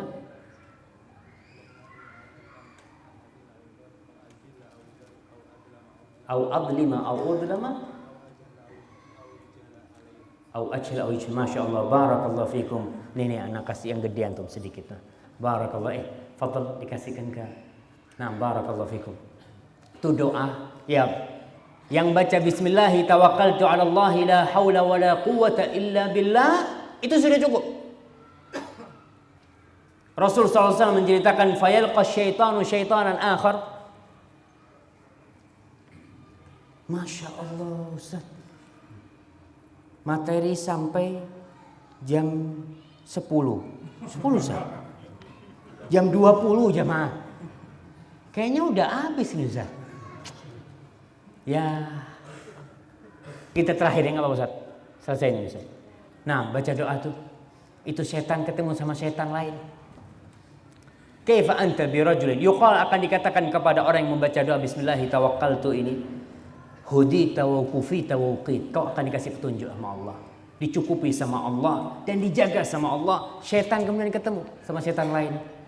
Gimana kita nih mau godain orang yang sudah dijaga sama Allah, yang udah dicukupi, yang udah dikasih hidayah? Nggak bisa. Setan sampai nggak bisa godain. Tapi setan bisa godain kita supaya kita nggak baca itu. Kita digodain setan supaya keluar rumah nggak baca ini sering kita itu. Nah, ana nggak ngomong antum ya, ana lah. Ana kalau ngomong sering, Ustaz udah ngajakin riset apa semuanya kan? Belum. Ya bacalah doa itu jemaah.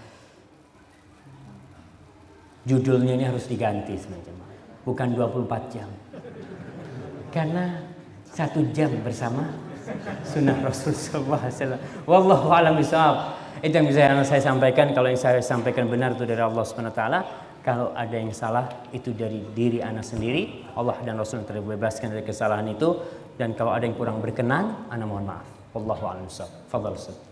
Kita sampaikan jazakumullah khairan kepada Ustaz Syakib Assalamualaikum atas materi yang beliau sampaikan dan waktu sampai 20.30 untuk permintaan dari panitia dalam bertanya jawab dari 20 sampai 20.30. Dan untuk pertanyaan untuk ibu-ibu bisa lewat SMS di 0877 388 26023.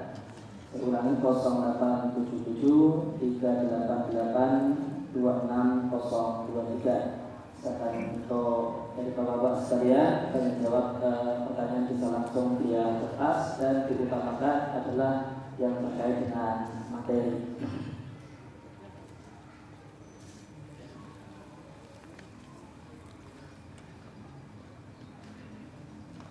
Nah, ini Ustaz ana baca sendiri soalnya Ustaz ya. Soalnya kalau ana nggak bisa jawab enak Ustaz. Ana tinggal taruh gini kan. Pokoknya antum lihat yang kertasnya ditaruh berarti Ustaznya nggak bisa jawab. Ustaz, jika kita ambil wudhu dan ingin berdoa sebelum tidur tapi malah kentut duluan, apa perlu diulangi lagi? Kalau bisa diulangi lagi. Kalau nggak bisa ya bismillah. Karena kadangkala udah sampai tempat tidur gitu ya. Kita sudah ngamalkan tuh sunnah sebelum tidur mau wudhu, sudah ngamalin, sudah ambil wudhu, sudah gosok gigi kita, sudah pakai siwak. Kalau nggak bisa ya udah tidur. Mudah-mudahan Allah SWT sudah mencatat niat kita mau tidur dengan wudhu kita. Seperti itu.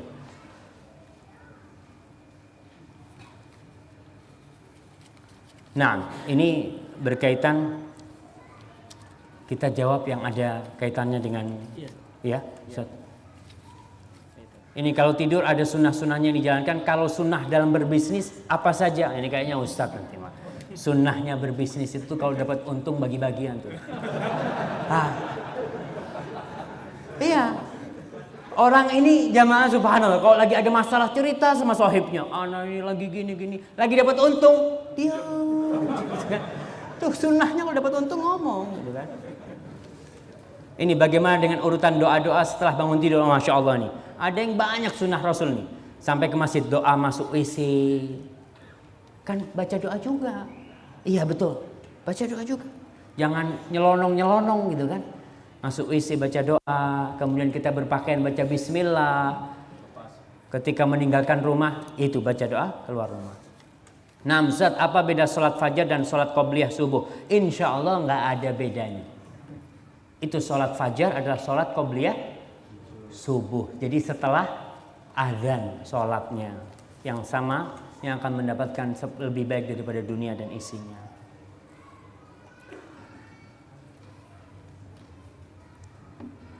Ustaz, sholat sunnah itu sama dengan bacaan sholat wajib.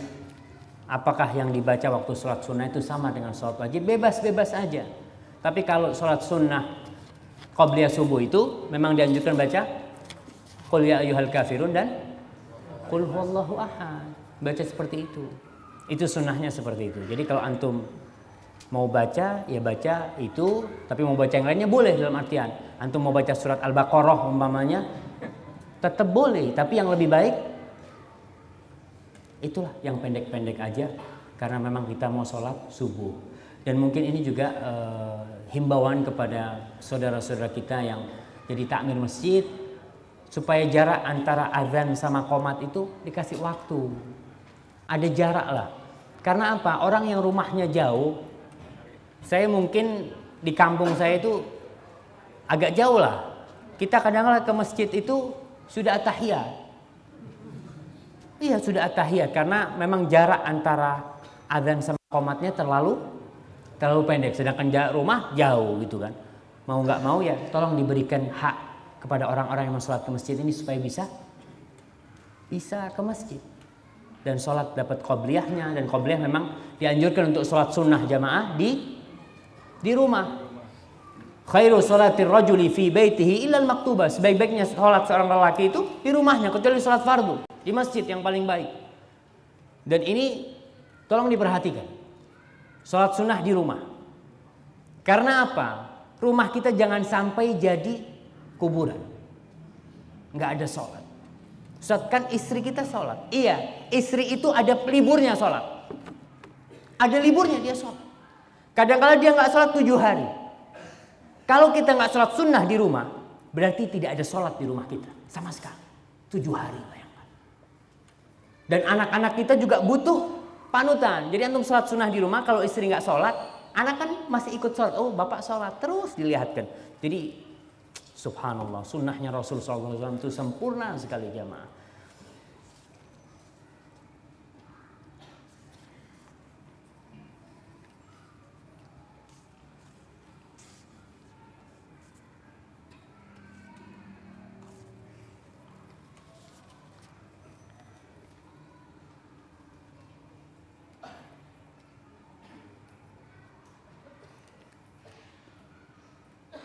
Masya Allah. Nih, masukan kepada penyelenggara. Mohon besok lagi agar tidak membatasi ustadz siapapun yang dakwah agar materinya tersampaikan semua. Insya Allah bisa sampai subuh gitu ya jemaah.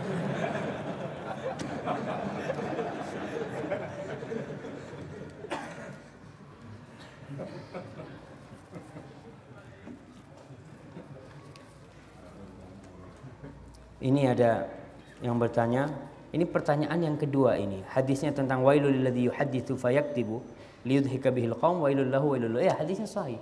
Orang yang berdusta ketika bergurau ya untuk membuat orang lain tertawa itu tetap nggak boleh. Bagaimana cara mencintai amalan-amalan sunnah untuk supaya kita menjalankannya lebih mudah? Nah, memang butuh cinta. Ketika antum bekerja di satu perusahaan, dan antum dongkol mengamalkan, insya Allah pekerjaannya nggak bakal bagus. Tapi kalau antum enjoy mengamalkan, kita lihat orang-orang bekerja dari jam 7 pagi sampai jam 5 sore, tiap hari sampai mati, enjoy jemaah. Pagi-pagi berangkat dia kerja. Berapa hari dia kerja? Masa yang sunnah ini sedikit, berapa jam kita butuh? Memang 24 jam sunnah bersama Rasulullah SAW. Tapi mengamalkannya itu nggak harus duduk. Zikirnya nggak harus, enggak. Kita sambil berjalan. Naik kendaraan ada sunnahnya, gitu kan. Masuk rumah ada sunnahnya. Allahu Akbar. Banyak sekali sunnah-sunnah Rasulullah SAW. Paling nggak kita pelajari dulu supaya kita cinta. Kemudian kita gambarkan tuh surga Allah pahalanya. Kita cuma digaji jemaah, cuma digaji 2 juta, kerja sebulan penuh, mau kita? Kira-kira kalau antum disuruh ganti jantung yang berdetak itu, orang pasang ring berapa sekarang? 70 juta. 70 juta pasang ring. Kalau 3 ring berapa? Antum lihat. Mata, antum nggak bisa lihat, buta, mau bayar berapa antum? Maka dengan sunnah-sunnah salah satunya sholat duha ya, itu sunnah untuk bayar nih, bayar sewa yang Allah berikan kepada kita. Bagaimana cara menghindari maksiat? Amalkan sunnah. Antum kalau ngamalin sunnah, berzikir, keluar rumah baca doa, tadi doa keluar rumah, Allahumma inni a'udzubika an adilla au udalla. Ya Allah, aku meminta perlindungan kepadamu agar aku tidak tersesat dan tidak disesatkan. Minta. Au azilla au uzal. Jangan sampai aku terpleset atau diplesetkan. Kerjanya setan memelesetkan kita. Au azlima au uzlama. Jangan sampai aku berbuat zalim. Karena kadang-kala orang keluar rumahnya mendolimi orang, dan jangan sampai aku dizalimi ya Allah. Au ajhala au yujhala alayya. Jangan sampai aku berbuat bodoh sama orang atau dibodohin orang. Itu doa tuh. Ini amalan sunnah. Antum insya Allah kalau baca-baca itu mudah-mudahan diselamatkan dari kemaksiatan. Bagaimana agar kita selalu istiqamah dalam sunnah? Nah, berdoa. Kita tiap hari mengatakan ihdinas siratal mustaqim. Minta terus. Karena kita di masa fitnah, di masa kekacauan, yang banyak orang-orang paginya masih nyunnah, sorenya sudah keluar dari Islam. Kita lihat orang-orang yang diiming-imingin dengan jabatan, dengan bakso, dengan Indomie ya, di beberapa tempat itu kadang-kala kita ya Allah kasihannya sama mereka. Maka supaya bisa istiqomah punya ilmu, belajar. Kemudian kita berdoa kepada Allah Subhanahu wa taala. Ustadz, ada sunnahnya enggak kalau mandi bareng istri? Masya Allah, sunnah tuh. Rasulullah SAW mandi sama Aisyah. Yang punya istri ya.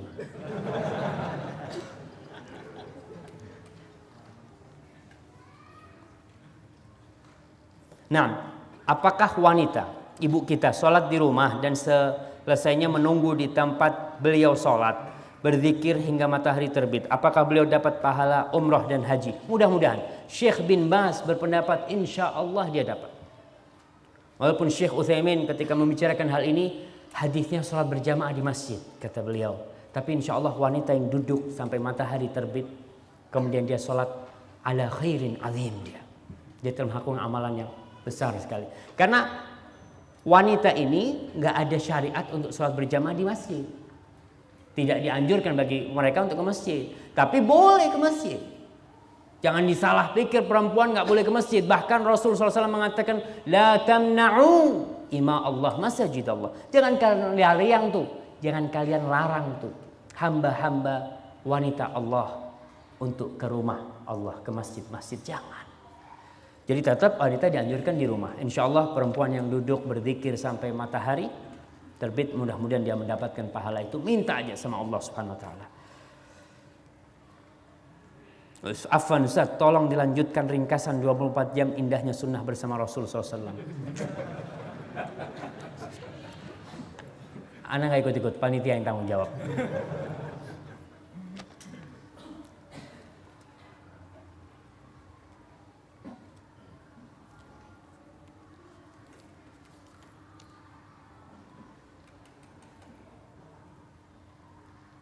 Nah, Ustadz, bagaimana hukumnya membaca Al-Quran via Android, HP? Sebab sebagian orang ada yang menyatakan tidak menghormati Al-Quran. Nah, berkaitan dengan ini, kalau baca Quran di masjid, ada Quran, pegang Quran. Karena Quran itu memiliki kekhususan sendiri. Tapi kalau kita nggak ada Quran, ya nggak apa-apa baca pakai Android, HP umpamanya, atau kita dalam kondisi tidak berwudu, perempuan dalam kondisi haid umpamanya, baca di sana, karena HP itu bukan Al-Quran. Kita masuk kamar mandi bawa HP itu enggak? Bawa tuh HP. Maka beda dengan Al-Quran. Kalau antum di masjid ada Quran, taruh HP-nya. Karena pegang Quran beda dengan pegang HP. Dan pahalanya berbeda. Pahala memegang Al-Quran Karim, membaca pakai Al-Quran Karim. Karena itu punya kekhususan tersendiri Al-Quran.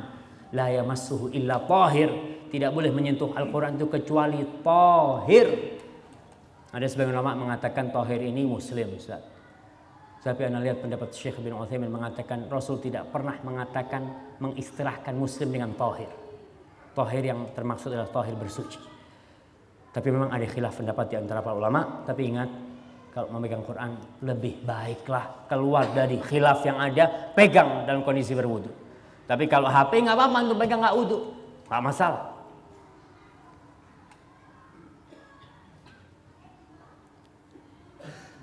Nah, bila kita bermaksiat kemudian bertobat, apakah tetap akan mendatangkan kepada kita maksiat tersebut di hari kiamat? Kalau Allah terima tobat kita, selesai. Man taba taballah alaihi yubaddilullahu sayiatihim hasanat. Hakun nisa. Masya Allah, separuh-separuh sekarang buat ibu-ibu. Oh, ini masalah utang. Sunnahnya nggak ngutang. Iya, sunnahnya pagi hari antum jangan cari utangan. Sunnahnya itu baca doa supaya terhindar dari utang. Itu sunnah Rasul SAW. Sering Nabi baca itu. Allahumma inni a'udzubika minal ma'sami wal maghram. Ya Allah, aku berlindung kepadamu dari perbuatan dosa dan dari hutang. Sekarang ini orang dipaksa ngutang. Dikasih keringanan-keringanan. Bahkan ditelepon, ente mau ngutang nggak? Nih, kita ada duit nih. Diteleponin tuh pengusaha-pengusaha supaya berhutang. Maka tolonglah. HP pun sekarang ada yang ngutang. Kepingin Android yang harga 4 juta. Ngutang, subhanallah. Para ulama menjelaskan tentang hukum berhutang. Itu boleh, lil hajah itu boleh. Tapi kalau nggak ada keperluan, dibenci hal itu. Karena banyak orang ngutang untuk bermewah-mewahan. Istrinya ngutang, bang, ana mau utang bang. Buat apa? Kepingin beli kalung emas yang 2 kilo tuh bang. Itu kan. Enggak. Ngutang kayak gitu. Enggak. Terus ini bagaimana seharusnya sikap kita terhadap orang yang suka berhutang? Wah. Alkisah, saya warga baru di perumahan tetangga saya, setiap bulannya hutang tiap bulan bahkan 2 kali sebulan. Maka tolonglah kalau memang butuh banget ya. Kalau tidak butuh jangan.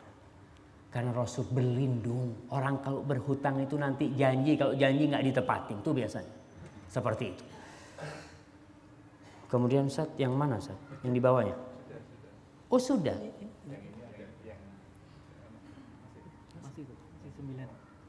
Oh ini. Ustaz, terkadang teman-teman membicarakan bola. Terlihat asyik. Kata dia. Ya itu termasuk ngomong yang mungkin nggak apa-apa ya, tapi jangan sampai antum apa ya membangga-banggakan bela-belain klub ini. Wah, kadang-kala sampai istri diceraikan sama suaminya gara-gara bola. Kejadian ini ketika Piala Dunia kalau nggak salah di negeri Arab sana. Suami istri nonton bola nih, si istrinya jagoin yang satu, menang jagoan istrinya. Wah, kata dia anti tolik. Cerai kau. Bisa gitu. La ilaha illallah. La ilaha illallah. Ustaz, sebagian bapak-bapak suami kalau nonton bola lebih lama dari nonton istrinya. Ana harus minum lagi nih Ustaz.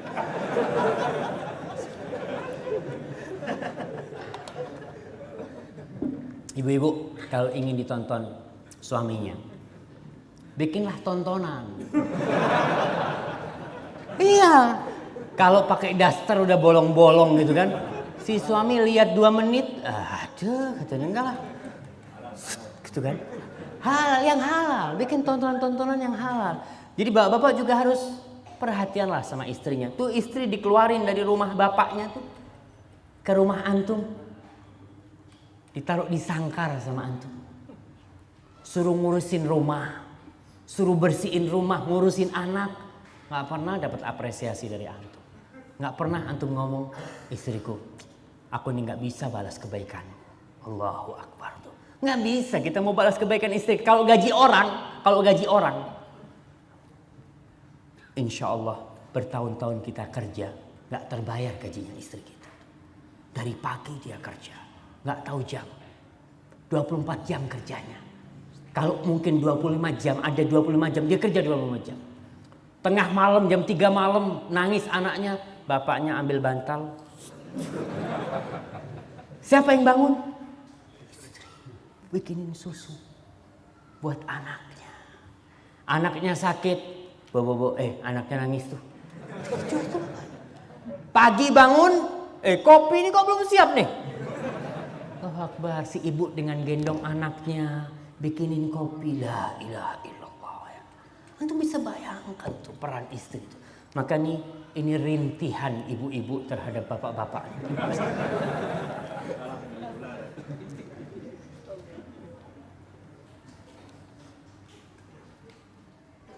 Ustaz, bagaimana jika setelah subuh kayaknya ini suami istri kumpul kemudian tertidur, apakah kehilangan pahala sunnah pagi?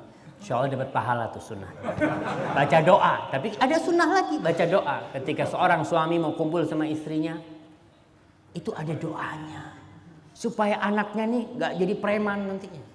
Gak jadi benar. Doanya Allahumma jannibna syaitan wa jannibis syaitan mimma razaqtana. Supaya setan ini gak ganggu keturunan kita. Ada seorang, gimana? Gak nyusahin Pak Polisi itu. Gak nyusahin. Sekarang banyak orang itu menghubungin istrinya tanpa bismillah. Nyeruduk. Kayak sapi gitu. Gak baca bismillah. Akhirnya jadinya ya itu. Ada seorang ustadz ngomong, anak kayaknya Ustaz, anak ini gak tahu. Ini banyak orang-orang yang gak bener ini karena bapaknya gak baca bismillah tuh. Waktu bikin. Bisa jadi. Assalamualaikum Ustaz. Bagaimana cara mengingatkan makan dengan tangan kanan terhadap orang yang kita hormati, semisal ke ibu, bapak, mertua kita. Nah, subhanallah. Kadang-kala kita ini mau negur mereka gitu ya. Susah, harus pilih-pilih waktu. Ngomong dengan cara yang baik. Ya, Pak, ini ternyata ada sunnah, Pak.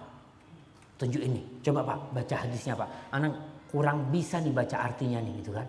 Pura-pura gitu kan. Akhirnya dibacain.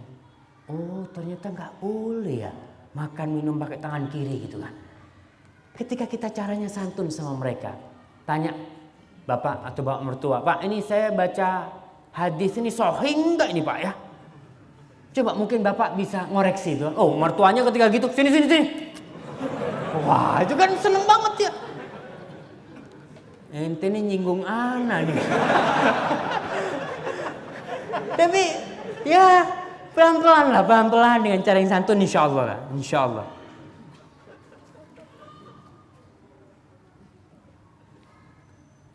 Perempuan lebih baik sholat di rumah apa di masjid? Di rumah. Tapi nggak apa-apa ke masjid. Ingat. Karena kadang-kala ada perempuan-perempuan yang merasa jenuh di rumah. 24 jam dia di rumah. Nggak keluar. Mau belanja tukang sayur datang ke depan rumahnya kan. Terus dia 24 jam. Kadang-kala dia jenuh ke rumah. Maka Rasul mengatakan la tamna'u. Jangan dilarang tuh. Dia ke masjid jangan dilarang. Walaupun sholat dia lebih baik di rumahnya. Lebih baik kata Rasul. Kalau ke masjid dapat 27. Di rumahnya lebih baik daripada 27 itu. Di rumahnya. Tapi tetap jangan dilarang. Jangan dilarang. Kita bicara masalah lebih baik di rumah.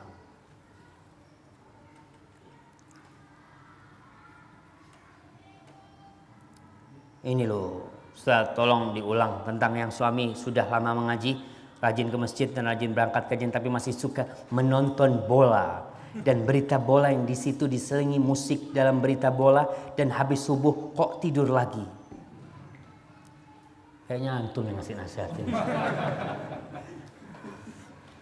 Ya, suami-suami ini kadang-kala memang yang namanya hobi itu kadang-kala susah ya. Tolong dikurangin lah sedikit-sedikit ya. Tulangin sedikit-sedikit, karena itu kadang-kala menghabiskan waktu kita. Kita nonton bola berjam-jam, ngaji nggak mau. Ngaji 1 ayat aja susah gitu kan. Habis subuh tidur lagi. Jam 3 dipasang bekernya. Dek, jangan lupa bangunin jam 3. Bang, mau sholat malam.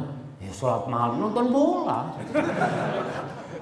Subhanallah. Tuh ada orang-orang yang dibelain tuh kayak gitu. Maka tolonglah, insya Allah kalau sudah ngajinya kenceng, sholatnya kenceng, mudah-mudahan kebiasaan-kebiasaan yang mungkin menghabiskan waktu kita, ya bisa dikurangin lah.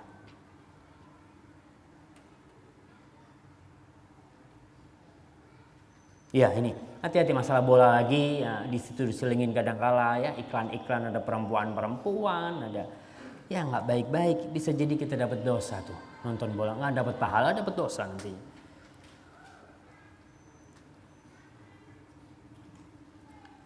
Bismillah, kalau suami belum paham sunnah tapi istri sudah paham, bagaimana upaya istri untuk merubah suami agar cinta sunnah? Masya Allah, ini perjuangan buat ibu-ibu nih, perjuangan.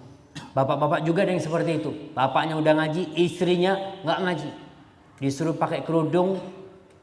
Kau dulu menikah dengan aku seperti ini, maka aku tetap seperti ini. Itu kadang-kadang seperti itu, ada terjadi. Maka ini perjuangan. Ibu, seorang istri, bahasanya kepada suami bukan perintah. Seorang anak buah kepada komandannya nggak ada nyuruh-nyuruh. Yang ada memohon bahasanya. Bang, ayolah bang ikut kajian bang. Aku kepingin ditemenin abang ikut kajian. Ya dah, yuk berangkat. Ya, gitu kan. Kadang-kadang seperti itu. Kalau si istri memohon, jangan nyuruh. Bang, kau ini gimana sih? Udah bau kuburan gitu. Gitu kan. Itu bakal berantem tuh sama istrinya. Maka istri kalau dapat suami kayak gitu, doakan, doa terus. Diajak suaminya, bang, aku nih doa buat abang tiap hari bang, supaya abang lebih cinta sama aku gitu kan. Terus dirayu tuh suaminya. Insya Allah baja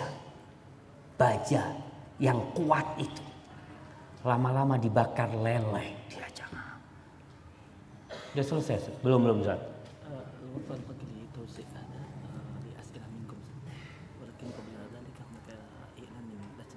Nah, kayaknya ini buat besok aja Ustaz. Kayaknya ada pertanyaan yang mau tanya, insya Allah Ustadz Aris akan melontarkan beberapa pertanyaan, akan bagi-bagi hadiah. Alhamdulillah.